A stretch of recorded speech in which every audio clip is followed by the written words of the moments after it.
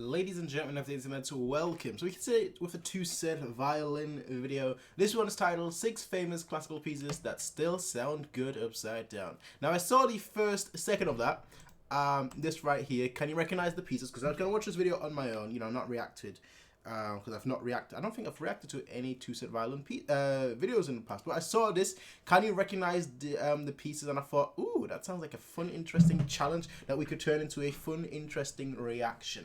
Now, of course, two-set violin, as the name suggests, are a violin channel.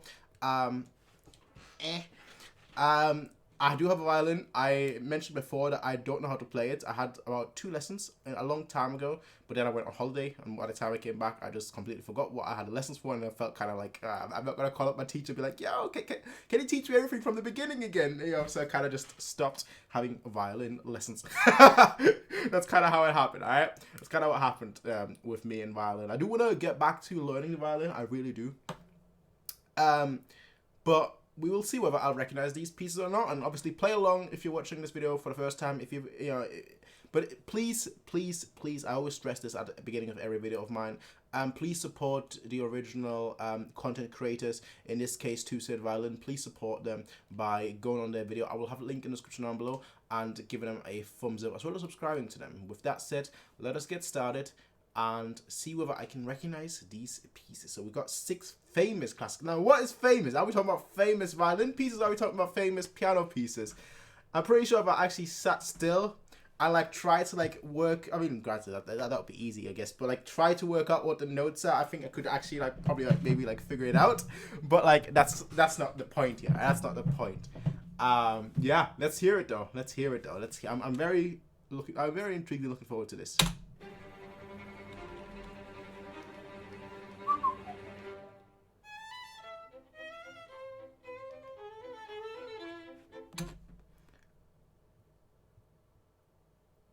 What do you mean upside down? Now I'm confused because that clearly sounded like Ronda alla Turca.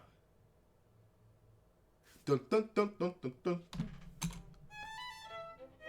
What does upside down mean?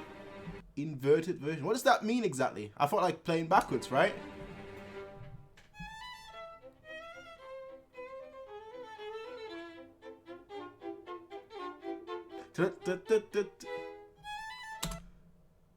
Yeah, I'm not sure what upside down means. I feel backwards. Really backwards.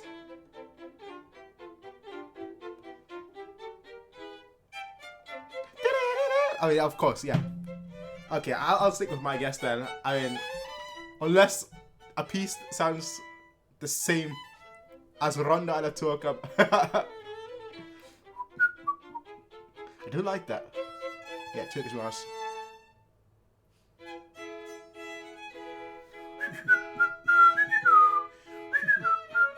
What's that sound? What's the piece actually called? Can?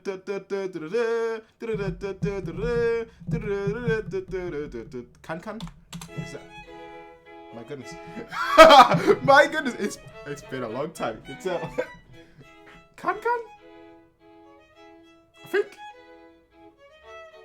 Am I? Oh my goodness. Oh no. Now I'm in that situation where what are the pieces called? Oh my goodness. That has to be can, right? Oh, it's can. No, it's can. It's can. That's what. Obviously, it's got the typical Debussy. I shouldn't say that. I shouldn't say that out loud. PG child. Debussy. No. Debussy. Sprung. Well. Well.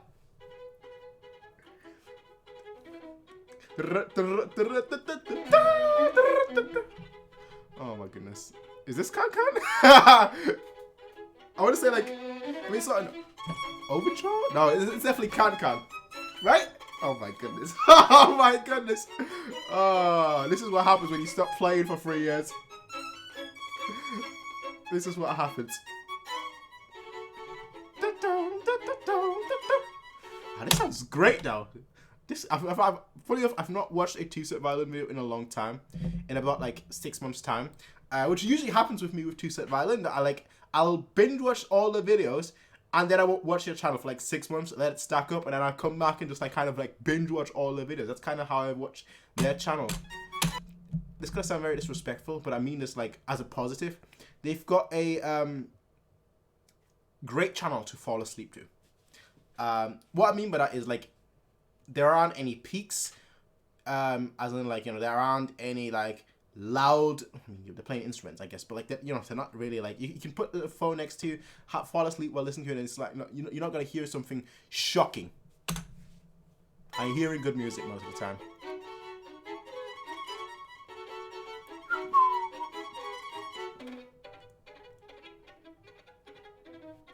Okay. I'm gonna get the name wrong. I think it's not Kanka, it's Overture, right? 1812? Overture! At least something. Okay. they had to throw that in. They had to throw violin music.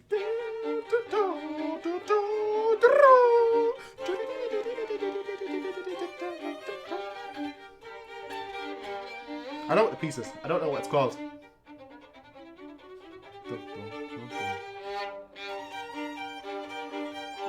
Sounds. It's obviously Russian. I think Stravinsky.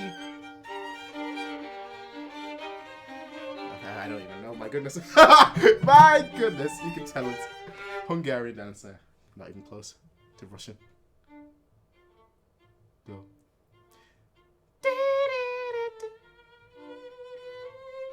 Yeah. Habanera.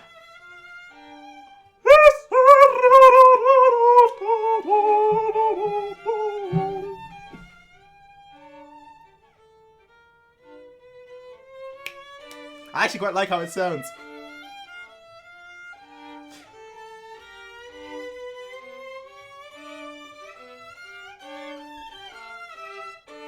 Dum dum dum.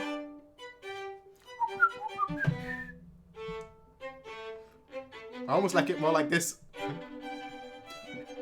I almost like it more like this. I ain't gonna lie.